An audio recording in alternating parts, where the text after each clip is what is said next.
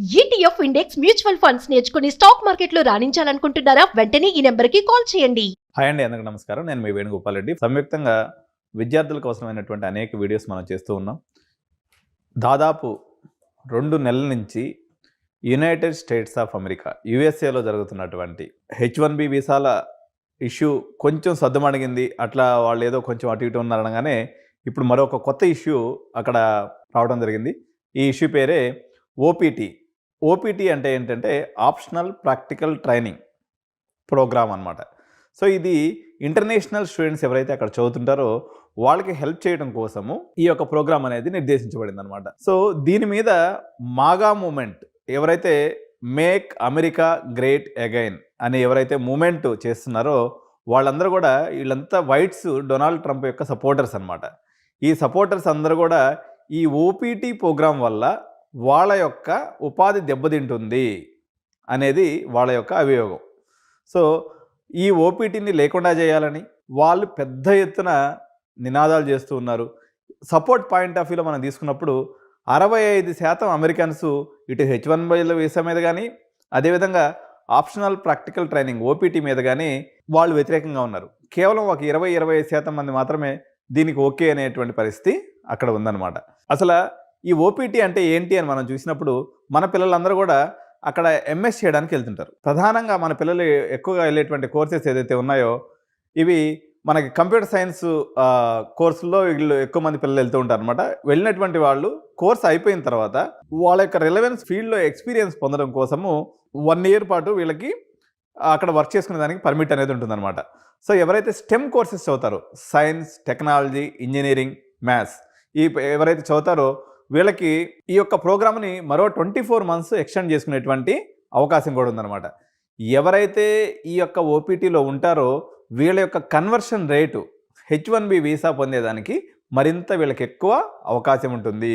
So ఈ ఓపీటీని H1B visa యొక్క గేట్వేగా మనం చెప్పవచ్చు. సో ఎవరైతే విద్యార్థి అక్కడికి వెళ్తాడో ఫస్ట్ ఈయన F1 వీసా మీద వెళ్తాడండి. F1 వీసా మీద దగ్గర నుంచి అది ఓపీటీగా మారుతుంది. ఓపీటీగా ఉన్నప్పుడు కూడా ఈయన F1 వీసా మీద ఉన్నట్టే. అక్కడి నుంచి అది మళ్ళీ తర్వాత పర్మనెంట్ ఎంప్లాయ్మెంట్ కింద పోయేసి H1B వీసాగా మారుతుంది. ఈ విధానంలో ప్రధానంగా లబ్ధిదారులు ఎవరు అంటే పర్టికులర్గా ఇండియన్ స్టూడెంట్స్ అండి. ఎందుకంటే 4 లక్షల మంది మన పిల్లలు వెళ్తే ఇంచుమించు 1,00,000 మంది మన పిల్లలు ఓపీటీకి అప్లై చేశారనమాట. సో ఓపీటీకి అప్లై చేసే కమ్యూనిటీలో ప్రధానంగా ఇండియన్ కమ్యూనిటీ, దాని తర్వాత చైనా, దాని తర్వాత కెనడా, బ్రెజిల్ ఈ దేశాల నుంచి వచ్చినటువంటి విద్యార్థులంతా కూడా ఈ యొక్క ఓపీటీ ప్రోగ్రామ్కి పర్టికులర్గా అప్లై చేసుకుంటూ ఉంటారు. తద్వారా వాళ్ళు H1B తీసుకొని అక్కడ సెటిల్ అవ్వడానికి ప్రయత్నం చేస్తూ ఉంటారు అనమాట.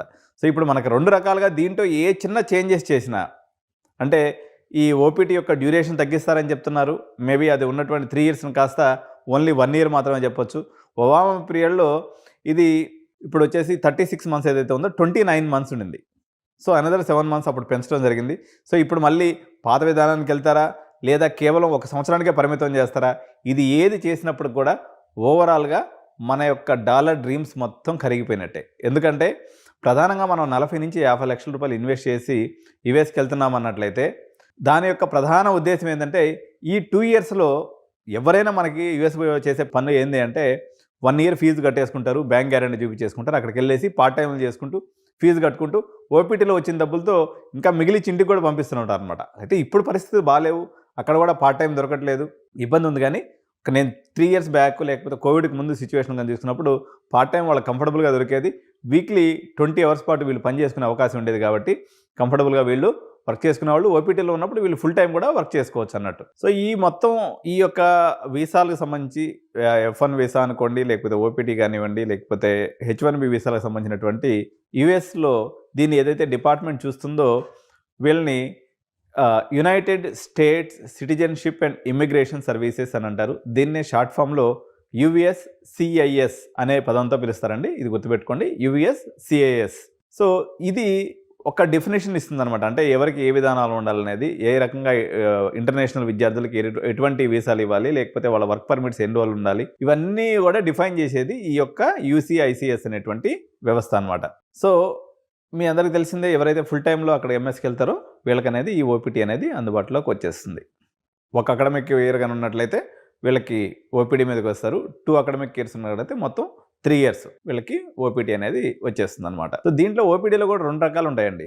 ప్రీ కంప్లీషన్ ఓపీడీ అంటే మనము ఎప్పుడైతే కోర్స్ జాయిన్ అవుతామో ఒక 2 ఇయర్స్ కానీ అక్కడ ఉంటాం అనుకోండి. ఈ 2 ఇయర్స్లో వాళ్ళు 20 అవర్స్ పర్ వీక్ ఏదైతే చేస్తారో దీన్ని ప్రీ కంప్లీషన్ ఓపీడీ అంటారు.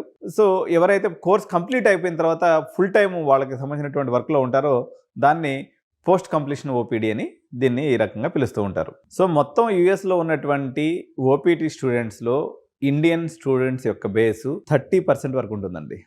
అప్రాక్సిమేట్గా ఎనీ పాయింట్ ఆఫ్ టైం 1,00,000 మంది మన విద్యార్థులు ఈ ఓపీటీలో ఉంటారు. కాబట్టి ఈ ఓపీటీని రద్దు చేయాలని, ఓపీటీని 1 ఇయర్ కుదించాలని చెప్పేసి ఏదైతే మాగా మూమెంట్ వాళ్ళు చేస్తున్నారో ఇది భారతీయ విద్యార్థులు దీనివల్ల చాలా ఇంపాక్ట్ అయ్యే అవకాశం ఉంది. ఇప్పుడు ఇలాంటి డెసిషను కెనడా దేశం కూడా ఒకటి తీసుకొని వచ్చింది. ఏదైతే వాళ్ళకి పిఆర్ పర్మనెంట్ రెసిడెన్సీకి ఏదైతే అవసరమైనటువంటి ఎంప్లాయబిలిటీ పాయింట్స్ ఉన్నాయో వాటిని వెత్తేసింది అనమాట. ఎందుకంటే అక్కడ ఎవరైతే జస్టిన్ ట్రూడో సర్కార్ ఉందో వాళ్ళకి నెక్స్ట్ ఇయర్ సెప్టెంబర్లో వాళ్ళకి ఎలక్షన్స్ ఉన్నాయి. ఆ ఎలక్షన్స్ని బేస్ చేసుకొని ఈ యొక్క దాన్ని వాళ్ళకు వచ్చేటువంటి పర్మనెంట్ రెసిడెన్సీకి వచ్చేటువంటి పాయింట్స్ ఏదైతే ఉన్నాయో ఆ పాయింట్స్లో మెజారిటీ ఆఫ్ ది పాయింట్స్ వాళ్ళ ఎంప్లాయ్మెంట్ నుంచి వస్తాయన్నమాట. ఆ పాయింట్స్ని కన్సిడర్ చేయమని చెప్పేసి ఆయన ఈ మధ్య ఒక జీవో జారీ చేశాడు. దాని మీద మనం నెక్స్ట్ వీడియోలో కూడా చర్చిద్దాం. సో ఒక రకమైనటువంటి అన్సర్టనిటీ ఏర్పడిపోయింది. భారతీయులకి ఎక్కడ పోయినా కూడా అనేక రకాలైనటువంటి ఇష్యూస్ వస్తూ ఉన్నాయి. అక్కడ ఉన్నటువంటి ఎగ్జిస్టింగ్ గ్రీన్ కార్డ్ హోల్డర్స్ని కూడా మళ్ళీ మొత్తం రివ్యూ చేస్తామని ఇంకో పక్క గవర్నమెంట్ చెప్తూ ఉంది. అంటే మీరు చేసినటువంటి అప్లికేషన్స్ ఏదైతే పాత దాంట్లో ఏదైనా మిస్టేక్స్ ఉన్నప్పుడు కూడా దాన్ని కూడా ఇప్పుడు తిరగదోడి మళ్ళీ మీ గ్రీన్ కార్డుని కూడా క్యాన్సిల్ చేస్తామని చెప్తున్నారు. H1B వీసా నిబంధనల్ని కఠినతరం చేస్తామని చెప్తున్నారు. H4 ఏదైతే డిపెండెన్స్ వీసాలు ఉన్నాయో దాని మీద కూడా చాలా కఠినమైనటువంటి నిబంధనలు విధిస్తామని చెప్తున్నారు. ఇంకోటి ఏంటంటే పార్ట్ టైం పాయింట్ ఆఫ్ వ్యూలో కూడా ఏదైతే మనం యూనివర్సిటీకి జనరల్గా మనం అక్కడికి వెళ్ళేటువంటి విద్యార్థులకు ఏం పర్మిషన్ ఉంటుందంటే విత్ ఇన్ ద యూనివర్సిటీలో వర్క్ చేసుకునే పర్మిషన్ ఉంటుంది అనమాట. కానీ మన వాళ్ళు చూసి చూడనట్టుగా బయటికి పోయి అదే ఇది పనులు చేసుకుని కొంచెం సంపాదించుకుంటూ ఉంటారు. ఇప్పుడు ఆ అవకాశం కూడా లేకుండా పోయే పరిస్థితి వచ్చేసింది. ఓన్లీ ఏమాత్రం చిన్న తేడా జరిగినా మీరు అక్కడ హోమ్ల్యాండ్ సెక్యూరిటీ ఎవరైతే ఉంటారో వాళ్ళు మిమ్మల్ని నిర్బంధించి ఏదర్ డిపోర్టింగ్ అన్నా చేస్తున్నారు, లేకపోతే కేసులైనా పెట్టేటువంటి అవకాశం ఉంది. కాబట్టి మనం ఒకసారి పునరాలోచించుకోవాలి. మనకి నెక్స్ట్ ఆల్టర్నేటివ్స్గా ఏమున్నాయి, మనకు ఉన్నటువంటి యూరోప్ అనుకోండి, లేకపోతే ఇతర కంట్రీస్ ఎక్కడెక్కడైతే అవకాశం ఉందో సో ఆ అవకాశాలన్నింటిని కూడా ఎక్స్ప్లోర్ చేయాల్సినటువంటి సందర్భం వచ్చింది.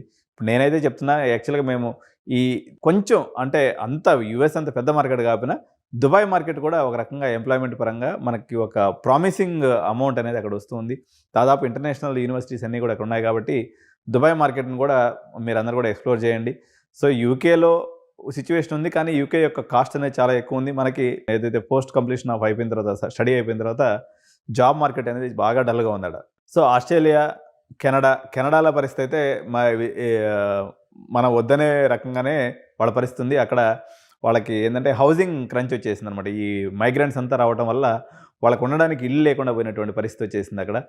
అదేవిధంగా రెంట్స్ అనేవి కూడా చాలా కాస్ట్లీ అయిపోవడం వల్ల ఈ యొక్క మైగ్రేషన్ని కుదించాలి అని చెప్పేసి ప్రభుత్వం సూత్రప్రాయంగా నిర్ణయం తీసుకొని దానికి అనుగుణంగా ఒక్కొక్క జీవోని అక్కడ తయారు చేస్తూ వస్తుందన్నమాట. Thank you so much. Bye bye.